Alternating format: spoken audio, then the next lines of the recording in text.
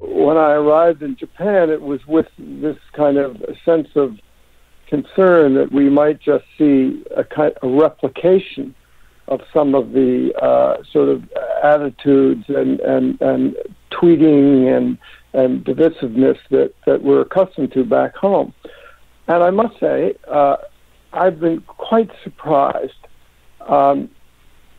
The president has acted in a very dignified way, and partially that's because in the speeches that he has given, they've been quite good, as Winston has pointed out.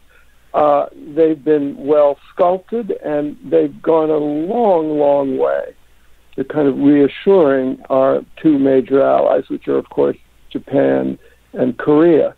And at the same time, he, I think, has done a very effective job in wooing both the Prime Minister of Japan, Shinzo Abe, and the new president of Korea, Moon Jae-in. And what's interesting about the way, just watching him work, is here is a man who understands how to woo another leader, because he himself has a sort of inexhaustible hunger to be stroked, to be wooed, to be praised, to be, kind of courted. And I think this gives him a unique ability to understand exactly what it is that these allies that come from smaller countries and countries that are really dependent on the United States, what they need. And I think, to the surprise of myself and others who have been on this trip, he's done a pretty good job. Now, I think just one other thought.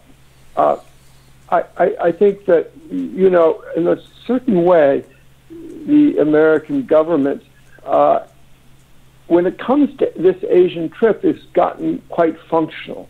They've sort of left the wooing of the big leader, in other words, the personal relationships, to Trump. And he goes off and he plays golf and he praises them, and he has Melania with him, and he has, Ivanka was in Japan and Jared Kushner is there. And so that's sort of his job.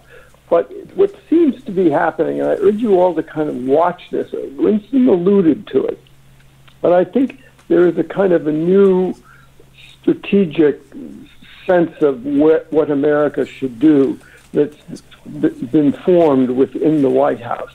And it's much more decisive. I think it's going to involve a lot more pushback in relation to China and a lot more reassurance of our allies. Now, that reassurance of the Allies was a huge thing, because you remember he was criticizing them for not paying their way. He was all over the map. But since he's been in Japan and Korea, he's been very decisive, very emphatic, very dignified, hasn't wandered, and has given some quite excellent speeches. And sitting today in the National Assembly in Seoul, as he gave a speech to the Korean Assembly, I was thinking to myself, this is a speech that Obama could have given. It was, that sort of well-crafted and cogent.